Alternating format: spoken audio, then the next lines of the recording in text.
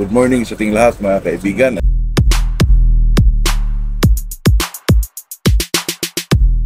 Ito na naman tayo sa ating usapang magmamanok po. Kasi mga kaibigan, ang pag-usapan natin ngayon ay itong tinatawag nilang Miner Blue o abuhin na manok. Bakit nawala na ba sila mga kaibigan? Nasaan na ba sila ngayon? Ito namang kasing abuhin na manok mga kaibigan na ito po ay makita natin dati pa mga Bisayang manok talagang abuhin, mayroon na yan mga kaibigan. At saka itong abuhin na manok mga kaibigan, alam mo po sa mga Bisaya na manok abuhin ay nakita naman natin na ang Bisaya lang ang ang kilos nila, ganun po. Nung lumating dito sa Pilipinas itong pag-usapan natin muna yung history ng mga kaibigan, yung tinatawag nilang abuhin o Miner Blue po. Ito po mga kaibigan ay na-develop ni John Maynor po, during Civil War 1900s pa mga kaibigan sa United States po. At saka ito ang kulay niya mga kaibigan ay blue plumage, para siyang mga kaibigan yung gray po.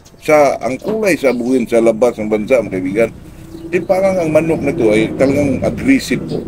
At saka medyo maskulado sila mga kaibigan. At saka malaki yung nila do, dibdib po mga kaibigan. Kaya power ang manok na to. At saka itong mga manok na to mga kaibigan na i-develop po ni John Maynor mga kaibigan ay na rin, nakarating na rin sa South Carolina.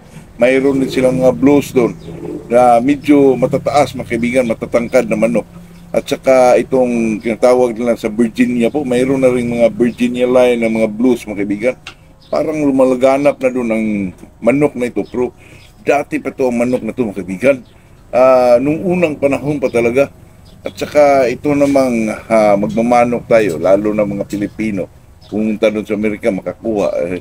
Ang tawag dito mga kaibigan ay blues po. Mga blues mga kaibigan, yung abuhin. Ayun ang tawag nila. Pero ito pala mga kaibigan, hindi pala ito Miner Blue. Kasi ito, John H. Maynor ang naka-develop ito kaya ito pala mga kaibigan ay Miner Blue po. Hindi Miner Blue mga kaibigan. Totoo yan. At saka mga kaibigan ay nakasanayan na nating tawagin na Miner Blue mga kaibigan. Pero ang totoo yan ay Miner Blue po ito mga kaibigan. Kaya hindi ko lang alam, pero sa tingin ko Miner Blue po. Pero siguro sa pag-relay ng mga bawat istorya po ay nagiging Miner Blue mga kaibigan. Kaya ito napag-usapan ko mga kaibigan kasi po ay itong manok na to ay napaka-known pala dun sa ibang bansa mga kaibigan.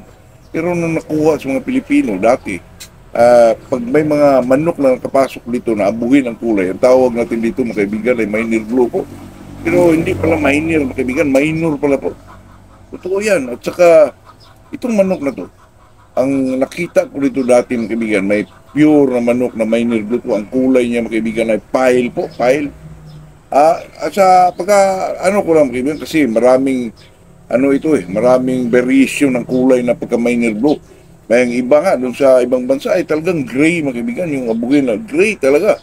Di katulad ng abuhin natin dito, parang medyo brown siya para siyang dry na pagka-gold mga kaibigan, parang ganun. Pero iba lang yung gold kasi light yung gold mga kaibigan. Pero talagang ang abuhin dito parang brown yung abuhin sa nakasanayan nating kulay na abuhin, mga brown yung mga kaibigan. Nakita natin yung mga Bisayang manok kasi talagang alam na alam ko yung mga Bisayang manok kasi bata ko pa yan ang ginagalawan ko. Nakita ko ng medyo mataas na pakpak ang tawag namin doon mga kaibigan, bigsa po. Napakabigsa sa manok ko So yan kaibigan, kaya sa atin dito yung pinag-usapan natin ay Miner Blue po. Nung lumating na ito sa Pilipinas mga kaibigan, yun ang tinatawag talaga natin na Miner Blue.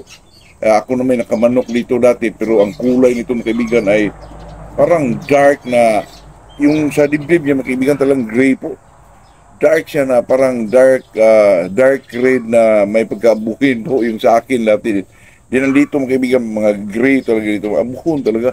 At saka ang manok na yun mga kaibigan, malaki din lang dito. At saka kung pumalo, super rin. Pero yun ang sinasabi ko, ko na ito istorya ko na ito dati dito sa isang content ko po na yung manok na yun ay hindi lumilipat. Talagang mag-abang lang sa lupa mga kaibigan. Pag lapag sa lupa yung kalaban, doon niya paluin mga kaibigan, totoo yan. Pero may mga ilag siya sa baba po. Kaya nung saksak talaga sa isip ko mga kaibigan na itong estilo na to ang gusto ko. Itong estilo na to ang gusto ko, pero ilang pieces ako nag-breed mga kaibigan. Yung gamit ko yung abo na yun, talagang hindi ko nakapalabas ng ganun. May nakapalabas pero hindi masyado ganun kuha ang estilo mga kaibigan. Kaya yung manok na yun, no, nakalimutan ko na kung anong nangyari doon sa yung manok na abuho na yun, nakatatlong panalo siguro yun, apat, hindi ko lang nakalimutan ko na po. Kasi ang manok na yun, mga kaibigan, talagang gusto ko kasi maitim yung mata po. Ito, at saka kung pumalo, super mga kaibigan. Ilang bisis nakapanalo yun, at saka mga anak rin, nagpanalo rin.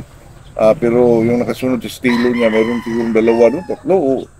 Pero hindi ko na nakuha yung mga kaibigan kasi pero natatak talaga o naano talaga sa isip ko na itong estilo na to, ang gusto ko sa manok na ano po. Kaya hanggang ngayon mga kaibigan, di ho ako nakakita na ganung estilo sa laban po.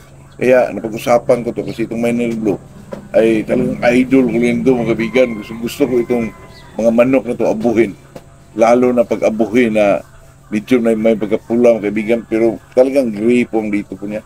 Gray. Talagang abuhin po. Kasi mga manok na ito mga kaibigan, shuffler rin eh. Super malo din mga kaibigan. Kaya nagtaka lang ako na ngayon para silang nawala po. Hindi ko lang alam kung nandito pa. Pero ito ay nag-umpisa sa nung unang panahon pa po mga kaibigan, 1900s pa po. Hindi ko lang alam sa labas ng bansa mga kaibigan kung may nag-breed pa ba ng manok na ito, itong mga buhin na ito, yung tinatawag lang Minor Blue. So, hindi pala ito Minor Blue mga kaibigan, minor pala. Totoo yan, ang nag-breed ito ay si John H. Minor, kaibigan, during Civil War pa. Ang tagal na po, 1900s. Pero nung ngayon, may nakita naman ako sa mga social media mga kaibigan na nag-breed ng mga buhin, tawag nila mga blues po. Minor Blue, yun, blues, mga blues sa manok. Grabe dito duminikdik mga kaibigan, kaya napag-usapan ko kasi na-miss ko rin itong manok na to. Kasi nakahawa ko dito. At saka ang kumpare ko rin si Mio Pring, mayroon siyang abuhon na galing daw kay attorney sino ba yun? Ako rin ang nakakondisyon mga kaibigan.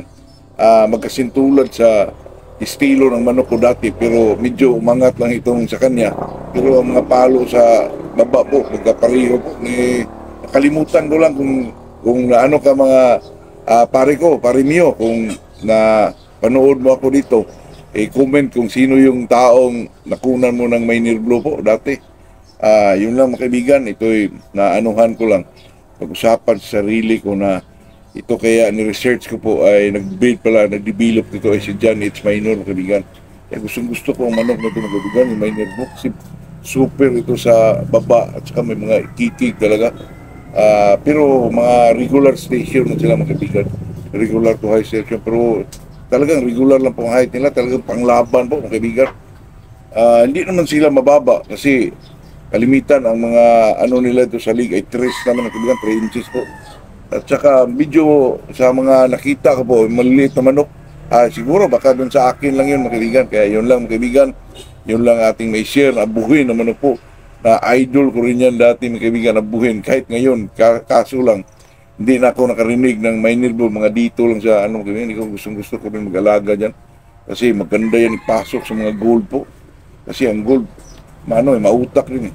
Kaya yun lang kaibigan, kung may abuhin kayo, i-share nyo rin ang istorya ng mga abuhin nyo po. Kasi idol ko yan mga kaibigan. Good morning sa ating lahat po.